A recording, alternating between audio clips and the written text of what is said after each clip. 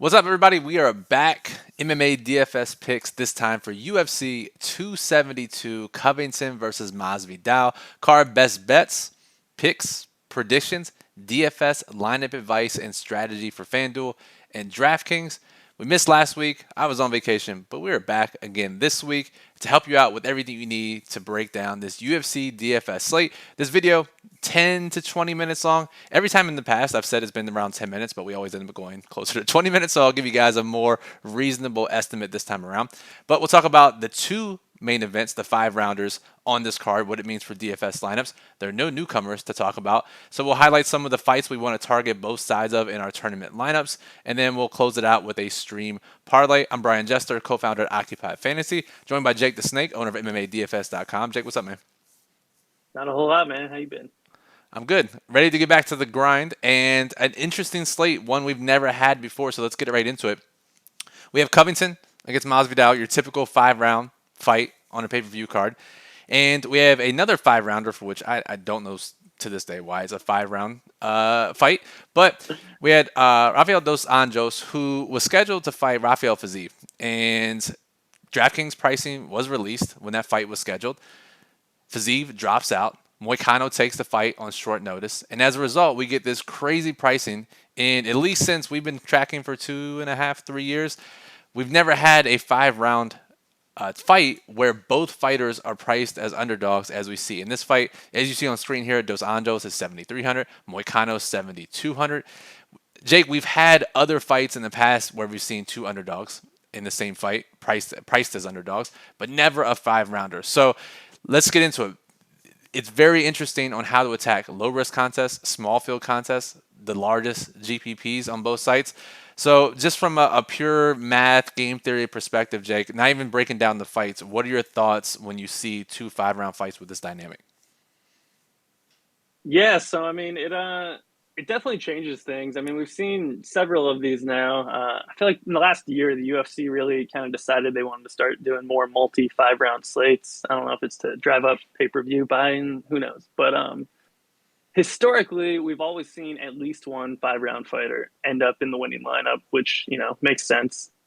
And we had a couple weird fight stacks where we had three back in October and November, but those were really weird slates, and I wouldn't dig too much into them. It gets a little weird now, though. We have RDA, priced at 7,300. So I feel like a lot of the things we've looked at, number wise, are going to change a lot because people aren't going to be priced out. If both favorites win, we're not going to see RDA get priced out on his price. He's going to have to get outscored here. So it kind of changes the dynamic a decent amount. But I think there's some pretty interesting, high risk strategies here. If you want to get, really crazy, I know we talked about, Charles Oliveira was priced at 7,600. Back in December when he beat Poirier, he won, scored like 94 points, still got left out. He was like the 11th highest scorer on the slate. So I mean, that's a pretty obvious, pretty direct comparison right there. You get a cheap guy, wins the fight, still gets outscored.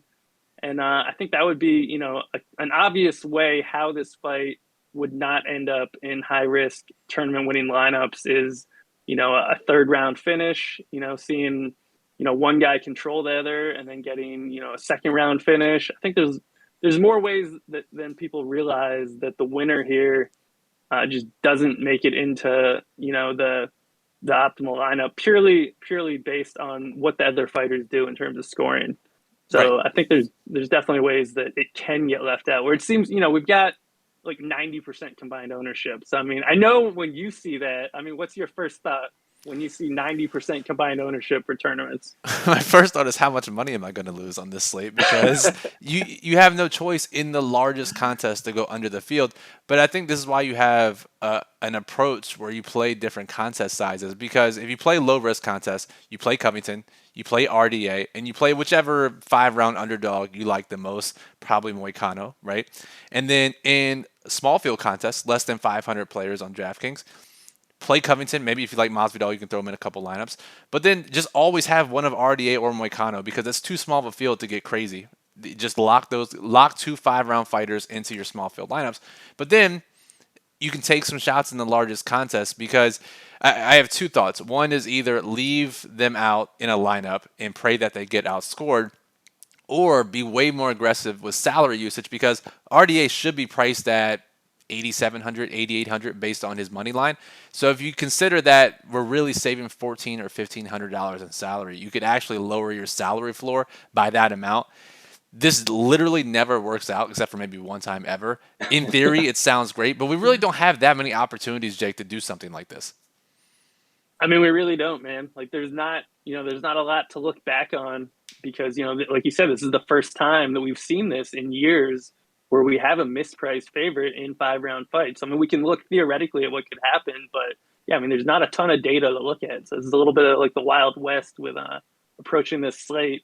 But I think that makes a lot of sense what you said, about leaving more salary left over, kind of pretending that RDA is priced more than he is because I mean, what are most people going to do? Most people are going to open this slate up. They're going to click Colby Covington. They're going to click RDA. They're going to be like, oh, I got a ton of salary. I'm going to play Umar Nurmagomedov. And then I'm going to jam in my other favorite plays. And they're going to use the salary. I mean, 95% of people are still going to use all the salary. So you can definitely get unique. And when you have a fighter like RDA that's going to be upwards of 70% owned, I mean, you're basically reducing a spot lineup to 5 spots if he ends up in the winner. So much harder to get unique. So aggressive salary usage makes a ton of sense. I mean, I think playing more underdogs and I mean, I guess most people are probably not going to play 3 underdogs here because they don't have to. So I think doing that helps a lot. Yep. And I think just some different things. Play 3 low-owned fighters, for example. I think that's a good way to get unique. Most people are going to jam in the popular plays. For sure. And honestly, if you look at the guys that are priced like 8,700 or higher, they're red flags to them not scoring well or even losing. So there are plenty of ways that it can get there with salary usage. And again, it all depends on the strategy and your risk tolerance that you're looking. Before we move on, Jake, just to put a cap on these 5 round fights, what are the odds? Well, we know what the odds, but what are your chances, you think, for Masvidal or Moicano to pull out an upset in these fights? Man, so initially, I kind of liked Moicano. I was like, man, like he's always live for a submission, really good black belt. I mean, he's never knocked anyone out. All of his finishes have come by submission. He's got 9 career finishes, all by submission. But then you look at RDA, 43 career fights, has never been submitted. He's like a 4th degree BJJ black belt. Really, really tough matchup for Moicano. Then you add in the fact he took the fight on 4 days' notice, and we got a 5 round fight. Like, there's no way his cardio is going to be there. So, I mean, what does he have? Like a 10-minute window to land on a submission on a guy that's never been submitted. So, really hard spot. But I mean, RDA is coming off the extended layoff. Maybe he's rusty, and Moicano catches him. I mean, you never know. I mean, they're both good black belts. So, I mean, we could see that where one of them takes advantage of the other, or we could see that just completely negate each other. And I'm kind of leaning the latter there, but I mean, we'll see. So I think it's a terrible matchup for Moicano. I mean, he's a submission or bust play, and I think that's about it. So look at his round 1 and round 2 odds of getting a win, and that's probably a good indication of his chances of actually pulling off the upset. And really tough matchup for Masvidal too, man. Like, Yeah. He needs an early finish. He needs a KO probably in the first couple rounds. Covington's been knocked out once in his career. That came in the 5th round against Usman in a crazy brawl. I think that's going to be a really tough spot for Masvidal to get a finish. So kind of similar to Moicano, except for he needs a KO instead of a submission, but probably needs it in the first couple rounds. I don't think he's going to, win a long fight against Covington, but I mean, who knows? I mean, both these guys are getting a little bit older. I mean, potentially one of them hits a cliff. They've just been fighting Usman for the last few years, basically. So, kind of a dart throw. For sure. And I guess those are the unknowns that we're willing to think about and take here. I got to be honest, I was a little surprised at Moicano's odds, given the fact that he took the fight on 4 days' notice, and we know how poorly those fighters in those situations tend to pan out. So, yeah, it's an interesting slate. And again, check out the daily plug at OccupyFantasy.com, which Jake has written up, and check out his site, MMADFS.com, for thoughts on every fight and betting and DFS implications. So, again, no newcomers on the card. So, Jake, let's speed up here and talk about maybe 1 to 3 fights that we like both sides of, that whoever wins could probably end up in the tournament winning lineup. So, give me a couple that you like.